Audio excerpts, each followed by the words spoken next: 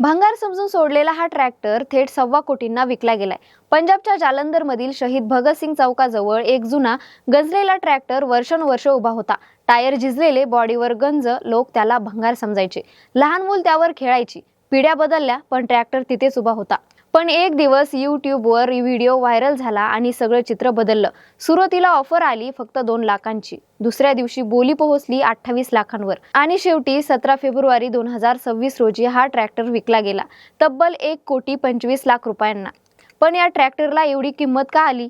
हा साधा ट्रॅक्टर नव्हता, तो होता जर्मनीतील मॅगहाइनमध्ये तयार झालेला विंटेज लँड बुलडॉग HL12। 1921 साली डॉक्टर हुबर यांनी सादर केलेला हा ट्रॅक्टर त्या काळातील अत्याधुनिक हॉट बल्ब इंजिन तंत्रज्ञानावर चालत होता।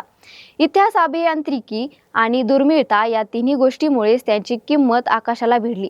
आता हा ट्रॅक्टर कॅलिफोर्नियातील संग्रहालयात झळकणार आहे। म्हणून लक्षात ठेवा, आज जे भंगार वाटतं ते उद्या कोट्यवधीचं ठरू शकतं।